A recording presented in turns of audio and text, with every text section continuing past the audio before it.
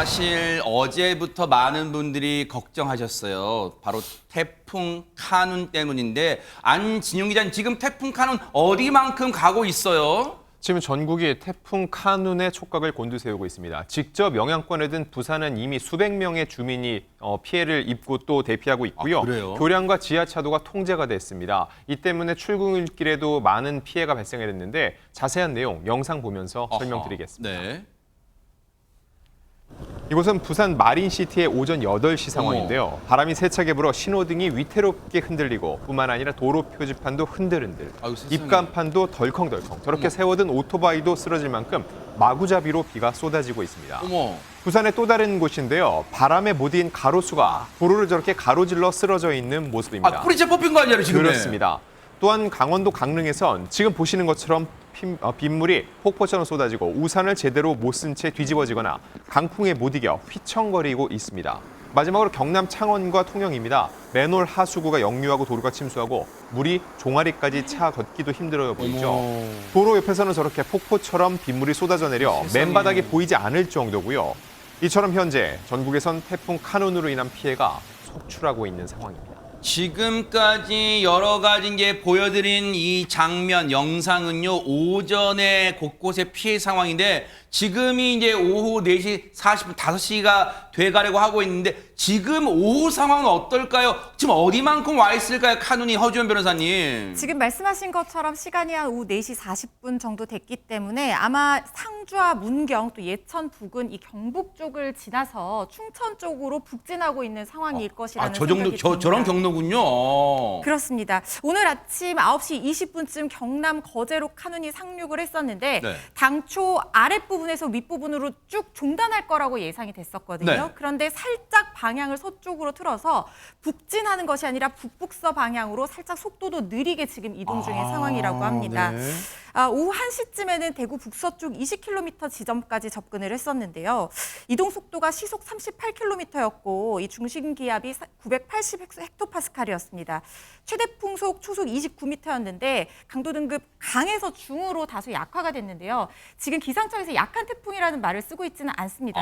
비교적 약해졌다는 것이고요. 아하. 강도 등급이 중이라고 하더라도 여전히 지붕을 날려버릴 수 있을 만큼의 위력인데다가 세상에. 강도는 낮아졌지만 중심 기압 자체가 크게 낮아진 것은 아니어서 세력이 대폭 약화됐다고 보기는 어렵기 때문에 여전히 주의가 필요할 것 같습니다. 네. 여전히 강풍 반경 300km를 이내인 넘는 이 강한 위력을 갖고 있는 태풍이고요.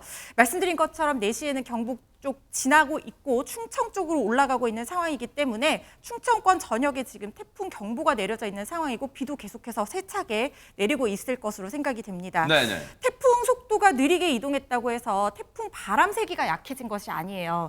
그래서 오히려 더 피해가 커질 수 있는 것이 네. 여전히 비가 내리고 강풍이 부는데 속도가 느려지면서 머무는 시간이 길어질 수가 있기 때문에 네. 피해가 커질 수 있어서 주의 계속 하셔야 될 것 같습니다. 지금 이제 곳곳에 저희가 이제 보여드릴 텐데 건물 외벽도 막 뜯기고요. 막 그런 피해가 곳곳에서 속출하고 있는데 지금 최전봉 교수님 이 카눈이란 녀석이 막 후딱 지금 우리나라를 좀 지나가거나 제일 좋은 건 뭐 벗어나서 가면 좋은데 아니 속도가 왜 이렇게 느려요? 빨리빨리 좀 가야지 이 녀석이. 그러니까요. 속도가 되게 느리게 지금 움직이고 있어요. 그래서 지금 예상대로 한다면 내일 새벽 3시, 11일 새벽 3시 정도가 돼야 완전히 우리나라를 벗어나서 북한 쪽으로 넘어갈 것 같습니다. 아하. 그래서 지금 오후 9시 정도 되면 수도권에 상륙할 것 같아요. 지금 현재 충청도 지역을 지나가고 있고 오후 6시쯤 되면 충북, 충주, 남남서쪽 약 10km 부근을 통과해서 오후 9시쯤 되면 수도권에 아마 접근을 할 것 같습니다. 네. 그리고 0시가 되면 양주를 거쳐서 아마 새벽 3시쯤 되면 완전히 우리나라를 벗어나서 이제 북한 쪽으로 넘어갈 것 같고요.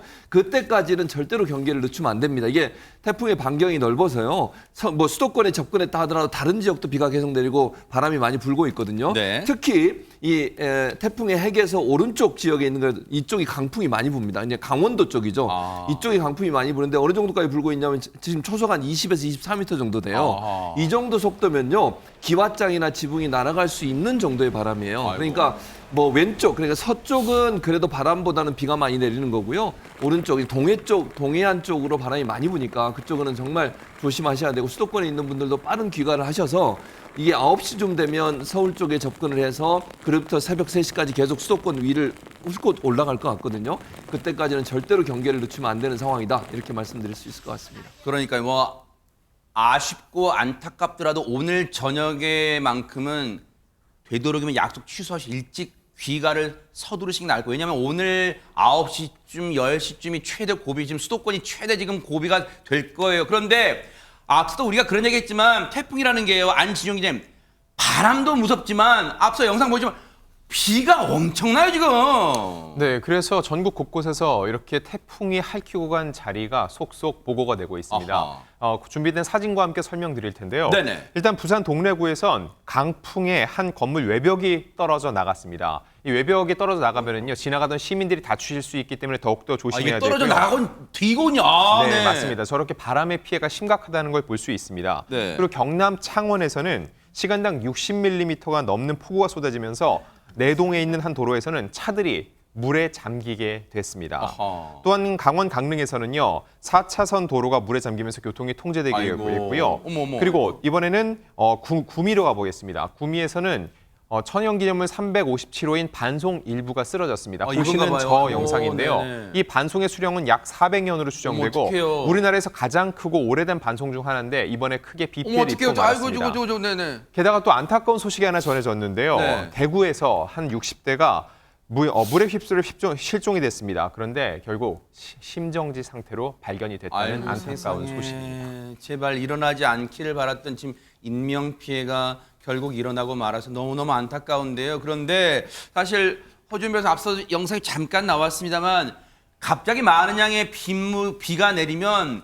이 맨홀 뚜껑이 이게 시한폭탄이 되잖아요, 또. 맨홀 뚜껑 무게가요 40kg 정도 된다고 하거든요. 그래요? 보통. 그런데 국립재난안전연구원에서 실험을 해봤는데요. 시간당 50mm의 폭우가 지속되면 1분 만에 맨홀 뚜껑이 열려서 15cm에서 16cm 이상 튀어오른다고 합니다. 그래요? 이게 수압차 때문에 이게 튀어오르면은 엄청난 무기가 될 수 있는 거예요. 어. 실제로 경남 창원에서도 오늘 아침에 이 튀어오른 맨홀 뚜껑이 시내버스 지하 바닥을 아예 뚫고 솟구치는 어머, 이거예요? 네, 그런 사고가 발생을 했습니다. 어머! 저게 이 경남 창원의 이 아파트 주변을 운행하던 시내버스에서 실제로 벌어진 일인데요. 이게 가능해요, 이게? 그러니까요. 그만큼 위력이 세다는 거예요. 정말 위험하다는 겁니다. 어머. 당시 버스에는 대여섯 명 안팎의 기사와 승객분 탑승 중이었는데 다행히 이 중간을 뚫고 올라와서 다친 사람은 없었다고 하는데 와, 천우 심지어 하늘이 도와서 하늘이 와, 진짜 네. 그러니까 혹시 정차 중이었는데 내리려고 서 있는 사람이라도 있었다면 정말 큰 사고가 날 뻔했던 그러네요. 상황이었거든요. 와. 차체 중앙 부분으로 뚫고 들어온 게 그나마 다행이었던 것 같고요. 말씀드린 것처럼 창원시 관계자도 많은 비로 압력을 견디지 못해서 저렇게 맨홀 뚜껑이 솟구친 것으로 파악하고 있습니다. 지금 보신 것처럼 전국이 뭐 남부지방, 중부지방 다 할 것 없이 전부 지금 긴장하고 있어요. 태풍이 다 빠져나갈 때까지. 근데 지금 일어난 게 다들 노심초사하고 있는데 긴장하고 있는데 세상에 최진봉 교수님 네. 이른바 민폐 끼치는 사람들이 있다면 민폐족들. 그러니까요. 이렇게 지금 전국이 긴장을 하고 해서 뭐 공무원들은 비상사태고요. 모든 국민들이 긴장 상태에서 지금 태풍 지나가기 기다리고 있는데 네. 오히려 민폐가 되고 있는 그런 사례들이 있어서 영상으로 여러분에게 알려드리려고 대체 합니다. 어떤 사람들일까요? 자, 영상 보시면 오늘 아침 7시 부산 광안리 앞바다입니다. 네. 지금 화면에 보이시죠? 한눈에 봐도 거센 파도와 강풍에 사람이 저거? 예, 사람입니다. 대피해도 모자랄 순간에 남녀 둘이 바다로 들어가 위험천만한 물놀이를 하고 있는 장면입니다. 세상에. 이게 이를 포착한 안전요원들이 급히 달려가서 이 두 명을 제지해서 바다에서 나오도록 했다고 합니다. 뭐 하는 거야 진짜? 정말 철딱선이 없는 행동이 아닌가 하는 생각이 듭니다. 네. 이뿐만이 아니라요. 아하. 오늘 새벽 부산의 또 다른 해수욕장의 모습을 보여드릴 텐데요. 지금 이 장면입니다. 한 30대 남성이 바다에 뛰어들기도 했는데요. 지금 저기예요? 화면에 너무 저거 잘 안 보이는 저 장면입니다. 이 남성 출입금지 경계선 지금 빨간색, 파란색 보이지 않습니까? 네. 경계선을 넘어서 바다로 들어가 저기는 위험한 곳이거든요. 아하. 남성의 행동이 포착한 CCTV가 저걸 포착을 했어요. 아. 그리고 경계를 넘어가게 되면 경보를 울리게 돼 있거든요. 경보를 송출해서 긴급하게 구조되었다고 합니다.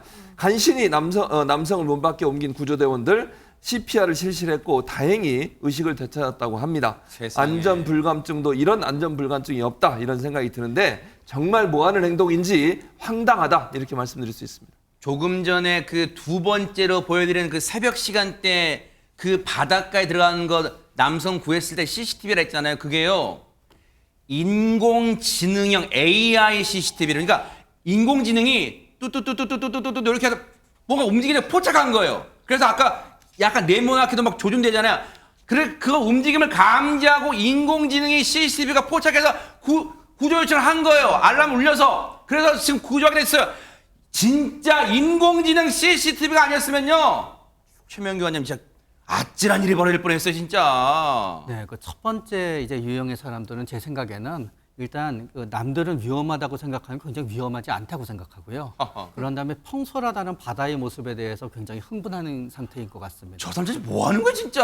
그러면서 본인의 어떤 수영 실력 같은 거에 대해서 굉장히 높게 평가하는 것 같고요. 그런데 이제 두 번째 유형의 분 같은 경우에는 아마 굉장히 앞의 유형과 비슷할 수도 있지만 저는 또 혹시 걱정되는 거는 저거 자체가 일종의 너무너무 힘들고 괴로워서 또 이런 상황에서 혹시 저런 또 위험을 감수하는 쪽을 생각하지 않으셨나 또 걱정도 되기 때문에 주위에서 쭉 잘 살펴봐야 될 부분이 있다고 생각이 됩니다. 이게요, 이런 행동이요.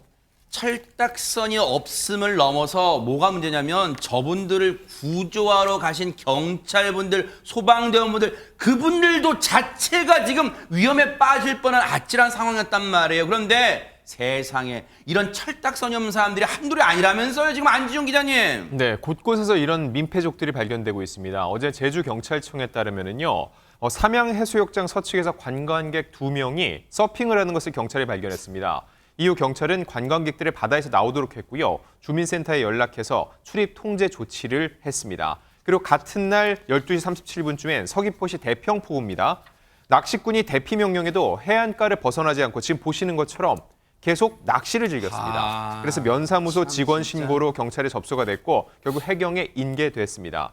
또 오후 1시 20분쯤에는 서귀포시 이번엔 법한포구로 가보겠습니다. 네. 경찰관들이 순찰하다가 주민 4명이 수영하는 것을 발견했습니다. 아유. 순찰차 앰프 방송으로 즉시 육상으로 나오겠는데 앵커께서 말씀하신 대로 정말 구조대원들 역시 위험에 빠뜨릴 수 있는 아주 경솔하고 이기적인 행동이 아닐 수 없습니다. 진짜 이런 사람들은 혹시 이수정 교수님 이게 그냥 경찰분들이 소방대원분들이 나와서 아니 나오세요 또 구조하거나 그런 데서 그치는 게 아니라 혹시 이거 좀 법으로 처벌 좀 못하 왜냐면 이게 본보기 따끔한 본보기를 좀 보여야 될 거 아니에요. 맞아요. 뭐 싹 다 잡아다가 다 처벌해야 됩니다. 지금 네. 법이 있대요. 아하. 재난 및 안전관리 기본법에 의거하자면 지금 네. 이런 식으로 대피 명령이 발령이 됐는데 네. 무슨 갯바위, 방파제, 무슨 또 절벽, 뭐 아까 그 바닷속에 심지어 연인이 들어가 있었잖아요. 아유. 전부 다 200만 원 이하의 과태료를 다 부과할 수 있다고 합니다. 네. 꼭 200만 원. 내기 말합니다 진짜. 네, 왕창 좀 했으면 그러니까요. 좋겠습니다. 네. 정말로 무모한 짓이요. 자칫 잘못하면 돌이킬 수 없는 일을 초래할 수 있다는 거 명심하기 바랍니다. 안전사고는요. 어떤 뭐 공무원, 관이 주도하는 게 아니에요. 나부터도 안전을 지키는 것에서 비롯되는 거 명심하기 바랍니다. 보고 계십니까? 대박 사건. 네, 안녕하십니까? 김명준입니다.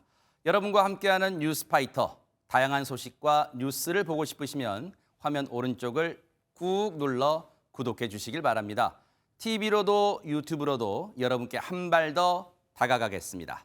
MBN 뉴스와 뉴스파이터를 사랑해 주셔서 고맙습니다.